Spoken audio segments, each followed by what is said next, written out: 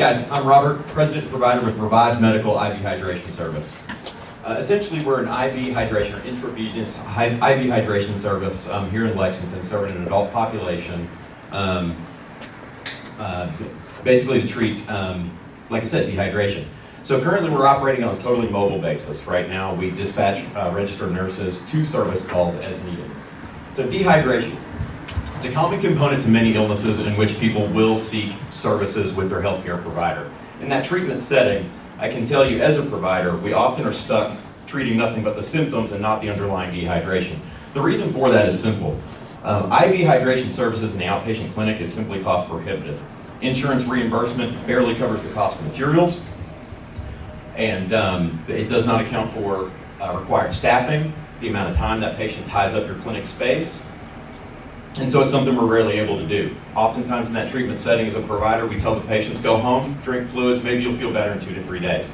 Or even worse, we tell patients, if you want to feel better faster, you have to go to the emergency room. We all know that going to the emergency room, $500 to walk in the door, $1,000 mystery bill in the mail a month later, generally a psychological awful experience in about 4 hours out of your life.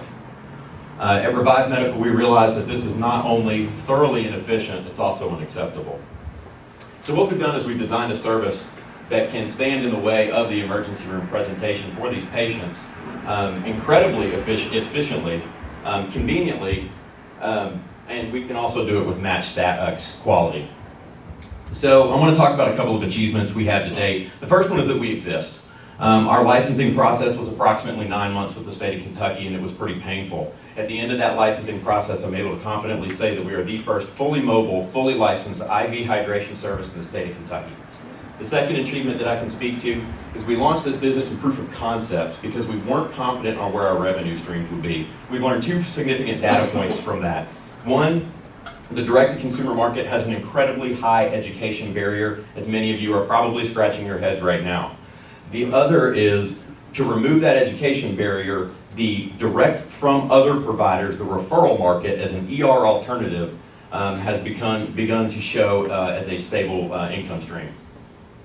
So we've kind of taken our growth strategy and our marketing strategy as a direct-to-provider approach. What we plan to do is stay in front of these providers, face-to-face interactions, allowing them to be aware of our services and allowing their patients to know they have a treatment alternative. We will always stay in the direct-to-consumer market. We like it, but we see it as a supplementary addition to the direct-to-provider model. Looking ahead, we see value in a brick-and-mortar site. This is particularly because we know that we can bring our price point down to the consumers and open up our market. In a slide I'll show you later. We are working on partnerships with home health agencies and long-term care facilities, and hope to be working directly with the emergency rooms and insurance companies directly in the future. We're always looking at increased service offerings in the direct-to-consumer market to make sure we're meeting market demands.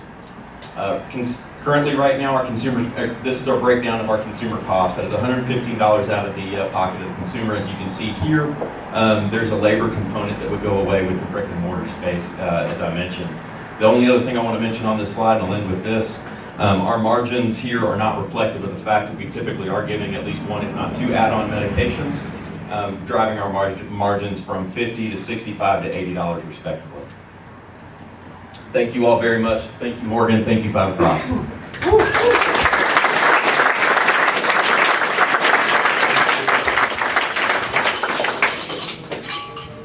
Question?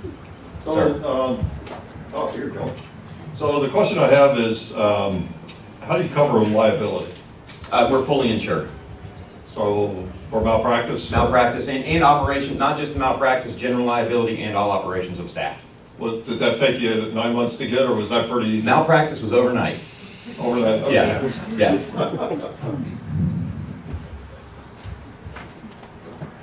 Thank you all. You did a great job. Awesome.